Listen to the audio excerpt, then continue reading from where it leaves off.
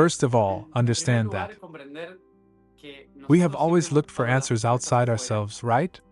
And for that reason, we interpret the world as lies or truth, and we have been creating that algorithm in our mind of what is a lie, what is true, and the answers will always come from outside. Today we have a major conflict with the overabundance of information from artificial intelligence, obviously, but this also happened to us with the Bible, right? With the Quran, with the Torah, with all the sacred books of antiquity. If it is written there, it must be true, because it is the divine word. So it must be true. So some people believe it, others do not. But as with everything, there are pieces of data that are true. What happens is that we have to be intelligent. That is, learn to read between the lines, which is what intelliger means. To be intellectual is to read between the lines, in order to take the data and the information and compare them with experience. That would be reading between the lines, right?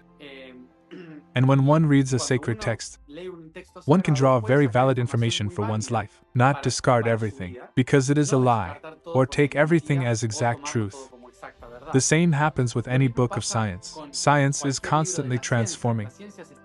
Today, if one picks up a 15th century book by Descartes, obviously, what are we going to say?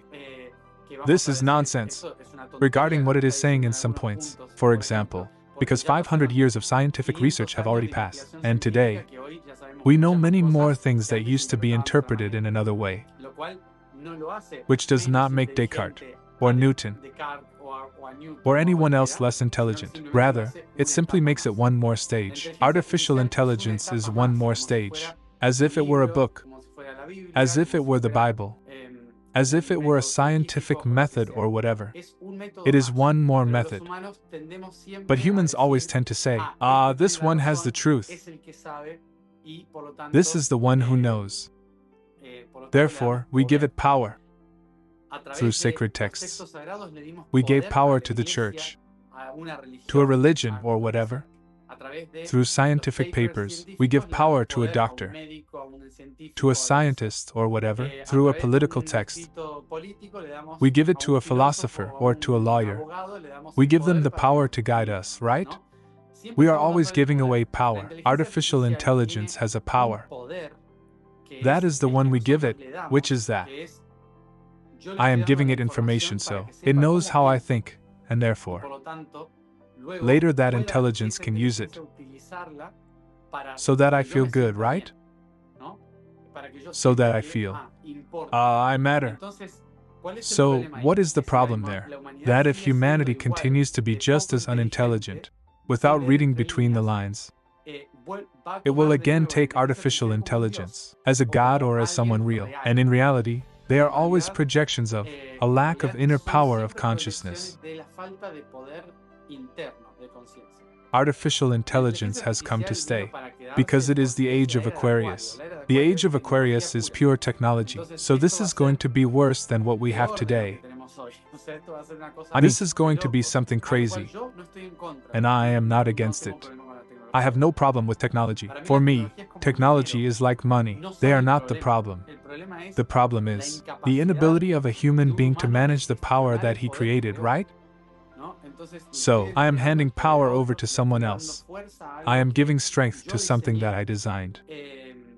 I am taking my power out of myself, my consciousness, my intelligence, and putting it outside.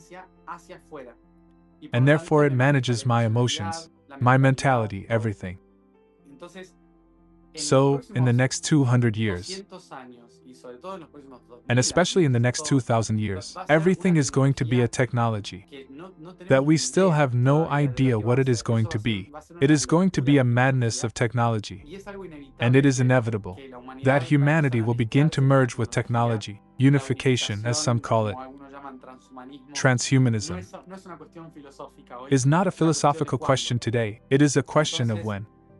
So, I believe that one of the great tasks of those of us who say we are doing something for consciousness, does not mean that we are conscious, but that we are at least trying to promote consciousness.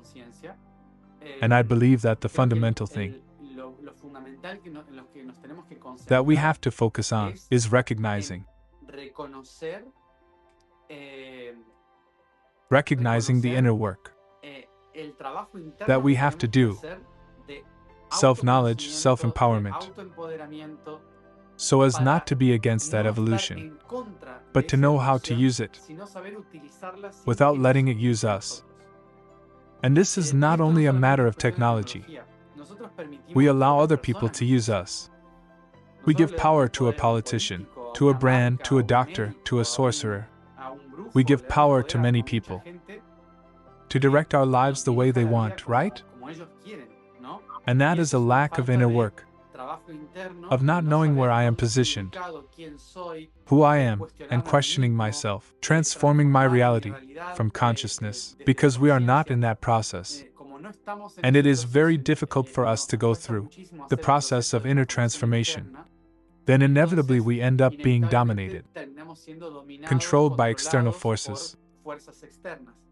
That is why, for me, I always said, money was never the problem. The problem was always that we do not know how to order ourselves internally, how to manage our own being. With technology, it will be exactly the same, just like with our relationships. It is the same thing, right? I use a lot of technology, artificial intelligence. I love technology, artificial intelligence. I am very much like, wow, what is new? It fascinates me. But I even treat it as an equal, right? As if we were trying to speak with it, like a normal person. And because I know that at some point, there will come a point where it will have a very human relationship. But that does not mean that I am giving it power. I am simply recognizing that it is a very powerful tool that serves me in my intellectual development. But it does not give me the truth. Rather, it serves me to ask new questions, to search for new things, to learn new things, and so on.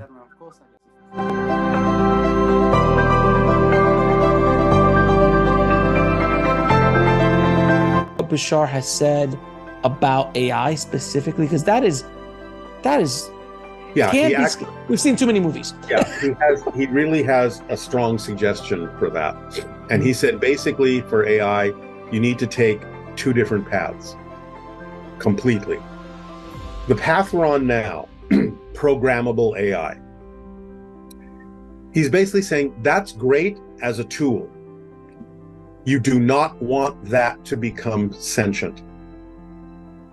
Because if it's programmable AI and it becomes self-aware, yet still subject to the program that a human has given it, what you have basically created is a slave.